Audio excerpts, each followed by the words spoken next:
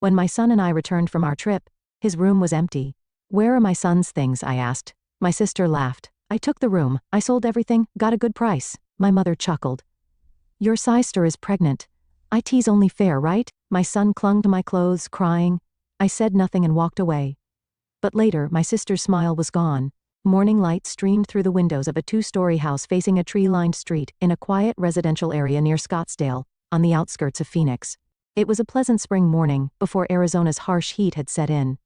"Mom, I'm going to borrow some new dinosaur books from the library today." Rachel Wilson, busy preparing lunch in the kitchen, turned around with a smile at her son Tommy's voice. Those bright blue eyes behind his glasses, and that innocent smile, he looked just like his father Michael. Even now, 7 years after the accident, it still tugged at her heart a little every morning. Still, her beloved son's smile had kept her going all these years. "Don't make any stops on your way back from the library. I promise." "But can I borrow 2 dinosaur books?" "Of course, but only after you finish your homework." Tommy nodded with a serious expression. His careful and gentle nature would surely make his father proud in heaven. On the kitchen counter stood Tommy's precious dinosaur figures. The Tyrannosaurus Rex, his father's last Christmas present, held a special place among them. On the living room wall hung a photograph of her mother Martha in her nursing uniform, looking dignified in her white coat. Next to it was her sister Catherine's account and certification, once the family's pride, but now Catherine had returned home 7 months pregnant after her divorce, carrying another new lover's child. "Rachel, you're always working. We could help more with Tommy as a family," Martha said at breakfast, her mouth turned down in disapproval. Despite Rachel paying 80% of the $2,000 monthly mortgage and raising her son alone, Rachel silently sipped her tea. Since her sister's return, her mother's attitude had grown more critical. Tension always lingered at the weekend brunch table. Their mother talked about Catherine's divorce as if it were someone else's problem. That man was no good, she'd say. But Rachel knew the real reason was Catherine's spending habits. "You know, this room gets such nice light. It would make a perfect nursery," Catherine said one day, peering into Tommy's room. In her flashy makeup and designer maternity dress, she hardly looked pregnant.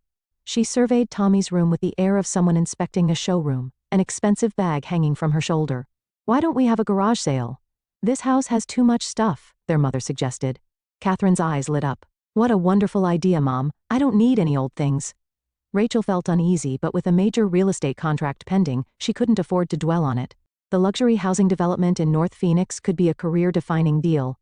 The contract was a success. With her long-awaited bonus in hand, Rachel planned a 3-day trip to Disneyland with Tommy. She wanted to create special memories with her son. She had been desperately trying to fill the void left by his father's absence. Make some good memories. Yes, have a nice time. Catherine and Martha's voices rang out with unusual sweetness, almost as if they were eager for them to leave the house. The night before departure, Tommy's room seemed tidier than usual, but Rachel dismissed it as her imagination. Bathed in California sunshine and pleasantly tired, Rachel and Tommy's taxi drove through the streets of Phoenix in the twilight. The dry Arizona wind rattled against the car windows, stirring up dust. The sun was still high, with the season's characteristic strong Phoenix rays continuing to shine. "I can't wait to see my dinosaur figures from Dad. I'm going to put the Stegosaurus I bought next to the T-Rex." Tommy chatted excitedly from the back seat, carefully holding the Stegosaurus figure he'd bought at Disneyland. Rachel smiled gently at the sight. These past 3 days had been filled with the joy of her son's smiles. "Yes, but only after we unpack our bags." "I know. I'll clean my room before I display it." As the taxi entered their residential area, the familiar tree-lined street came into view, but something was different. An unfamiliar station wagon was parked in front of their house, and on the porch sat what appeared to be a brand-new luxury stroller. "Is that one of Aunt Catherine's friends visiting?" Rachel couldn't answer Tommy's innocent question. An inexplicable anxiety spread through her chest. When they opened the front door, the house was eerily quiet. The usual sounds were missing: no TV noise, no Catherine's chatter, no sounds of her mother moving about. It was an unnatural silence, as if someone had deliberately muted all sound. "Mom, something smells weird." Tommy wrinkled his nose. Indeed, it was different from their familiar house smell. The scent of fresh paint, mixed with the distinctive smell of baby products, wafted through the air. Rachel's anxiety grew as they climbed the stairs. The setting sun streaming into the second-floor hallway seemed to glow red like a warning. "Mom, I want to go to my room quickly. I want to see my T-Rex," Tommy urged, pulling at his mother's hand.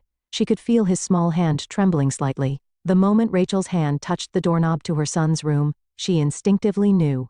Something irreversible had happened.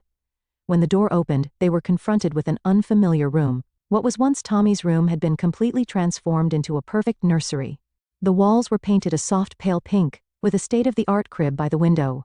The changing table was neatly arranged with luxury baby items, and the shelves were decorated with cute stuffed animals, still bearing their price tags. Tommy's belongings had vanished without a trace. "Where's Dad's dinosaur?" Tommy's voice trembled. At that moment a voice came from behind them. "Oh, you're back early?" Turning around, they saw Catherine standing there with a broad smile. She was dressed in expensive maternity wear, looking like she'd stepped out of a magazine. Behind her stood Martha, appearing somewhat uneasy. "Where are my son's things?" Rachel's voice was surprisingly calm, even to herself. "I took over the room. Sold everything, got a good price too," Catherine declared proudly, her tone suggesting she was reporting some great achievement. "Your sister is pregnant." "It's only natural, isn't it?" Martha added with a small laugh, as if it were the most obvious thing in the world. "What about the dinosaur Dad gave me? It was his last present." Tommy's voice shook. Large tears rolled down his cheeks. "Oh, that old toy? I sold it all to the second-hand shop. It wouldn't suit this lovely nursery anyway," Catherine said with a dismissive laugh.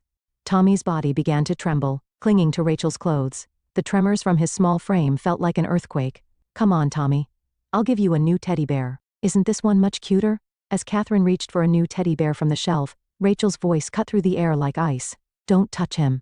With trembling hands, she took out her smartphone. "I'm calling the police. This is theft." "Oh, don't be so dramatic," Catherine laughed. "Calling the police on family. How could you do this to family?" Martha said in confusion, her voice tinged with reproach. "This ends here," Rachel declared quietly but firmly. Holding her sobbing Tommy close, Rachel slowly left the room. Behind them, she could hear Catherine and Martha's laughter, an eerie sound, as if they were enjoying someone else's misfortune.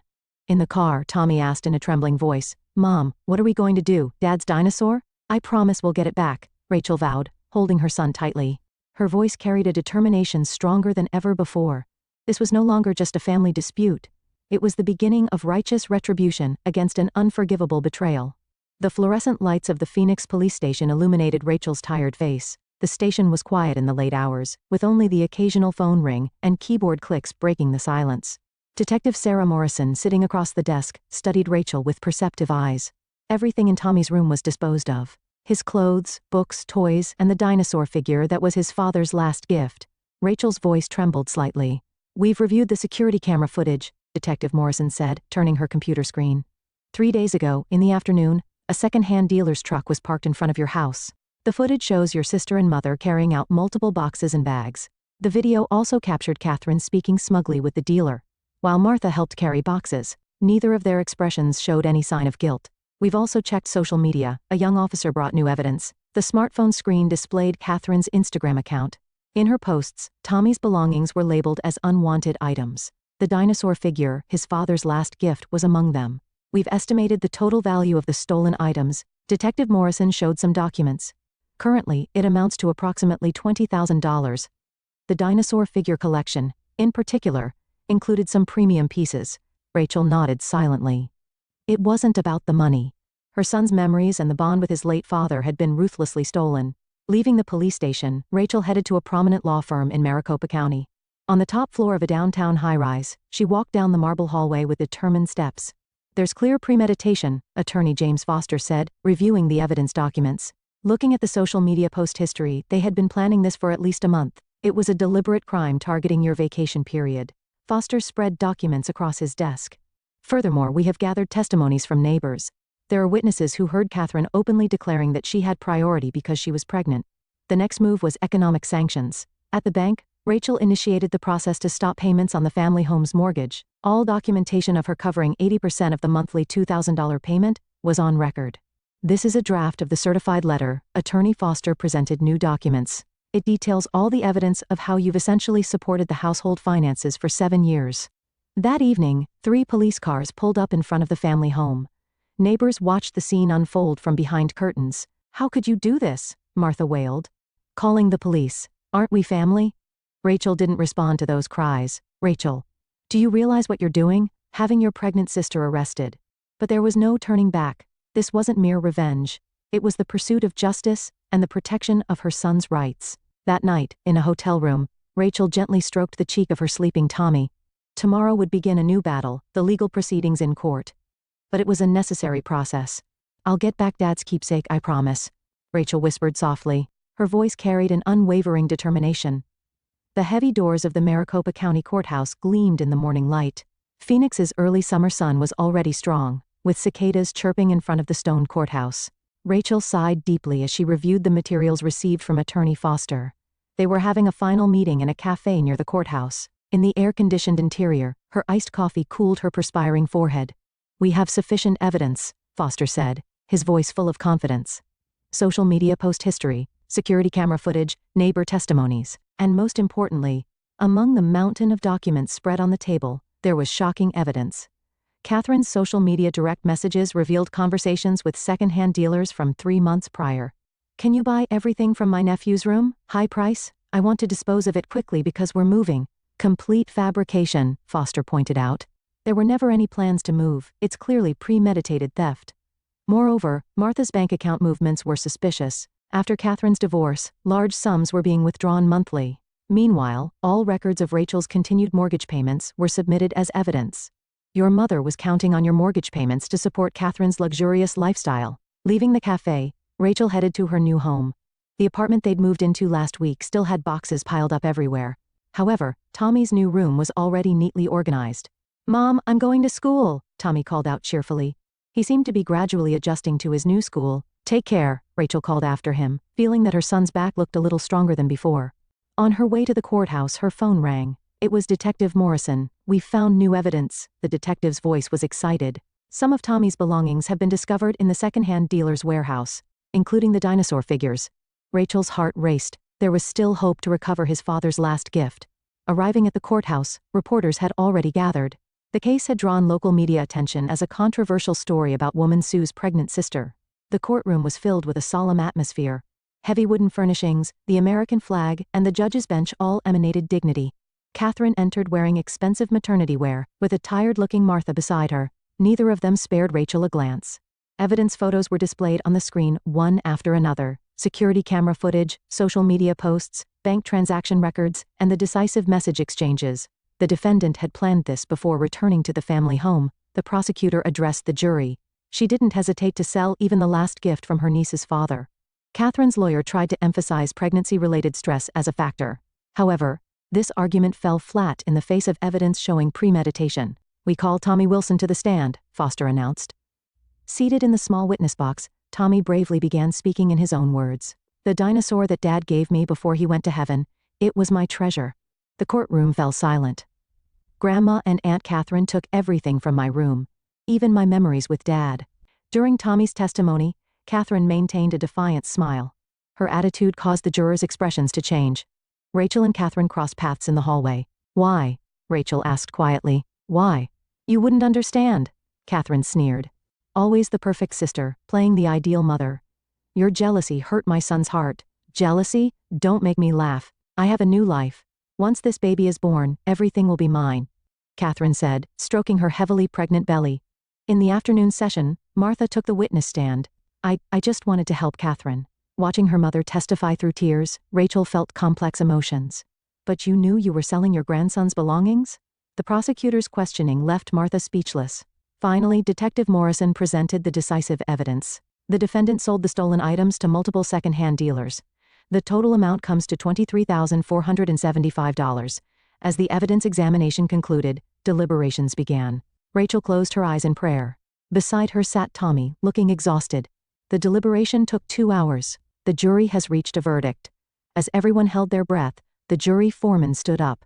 "We order the defendant, Catherine Wilson, to pay damages of $30,000. Furthermore, she is prohibited from approaching the victim and her son." Rachel quietly stood up. Looking at Catherine and Martha, she slowly said, "This is the end for us." As they were leaving the courtroom, Detective Morrison caught up with them. "Mrs. Wilson, I have one more report. We can return the dinosaur figures recovered from the second-hand dealer tomorrow." Tommy's eyes lit up. Rachel hugged her son while looking out the window. The Phoenix sky was unusually clear and blue. Morning sunlight streamed through the windows of their new home. Though the view was different from Scottsdale, Rachel and Tommy had grown completely accustomed to this place over the past 6 months. "Mom, look, the dinosaur room is finished." An energetic voice rang out from upstairs. In Tommy's new room, the recovered dinosaur figures were arranged on a special shelf, The T-Rex, his father's last gift, held a place of honor. New dinosaur books were stacked on the small desk by the window, and dinosaur drawings that Tommy had made were posted on the walls. "It's a lovely room," Rachel said, gently stroking her son's head. "I'm sure Dad would be happy too."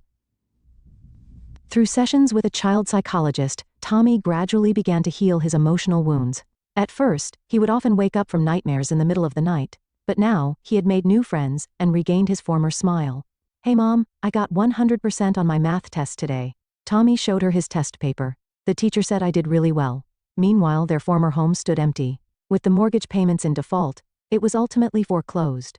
Martha and Catherine were forced to move to a trailer park on the outskirts of Phoenix. One holiday, Rachel went out to lunch with her work colleagues. The conversation naturally turned to that incident. "Have you heard about Catherine?" Jennifer lowered her voice to say. "After giving birth, she developed postpartum depression and can't take care of the baby." "I heard Martha is taking care of it," another colleague added. "But it seems the newborn care is too much for someone her age." Rachel silently listened while staring into her coffee cup. According to rumors on social media, Catherine was still splurging on luxury brands. However, life in the trailer house must have been far from the new life she had imagined. "I heard they can't get any support," Jennifer continued. "Nobody in the community wants to get involved. Even the church groups are keeping their distance." "Karma," her colleagues' voices carried a hint of satisfaction. That evening, Rachel was enjoying the cool evening air on the small patio in their garden. The Arizona night breeze gently caressed her cheeks. "Mom," Tommy sat down beside her. "How are Grandma and Aunt Catherine doing?" Rachel hesitated for a moment. But looking into her son's clear eyes, she decided to answer honestly. "They're going through a difficult time, but that's the result of their choices. They're not happy like us?" "Well." Rachel drew her son close. "But we have what's truly important, don't we?" "Yes," Tommy answered with a smile. "Dad's dinosaurs and Mom and..." He looked up at their new house. This home and kind friends too. Stars twinkled in the night sky. The bustle of Phoenix echoed in the distance. A year later, life continued in the trailer park for Catherine and Martha. Catherine's designer clothes gradually became worn, and her social media followers dwindled day by day. Her child, left at daycare, never truly knew a mother's love. Meanwhile, Rachel's new home had become a place for regular weekend barbecues. Neighborhood families would gather, children playing in the yard while adults chatted about work and life. "Hey Mom," Tommy asked one night before bed, "we're happy, aren't we?" "Yes, we are," Rachel answered, embracing her son. "We have what truly matters." The dinosaurs lined up on the room's shelves stood silently in the moonlight. They were more than just figures, they were memories of his father, symbols of the bond between mother and son, and monuments to the triumph of justice. The night sky visible from their new home's window was always blue and clear. There lay genuine happiness that could never be broken.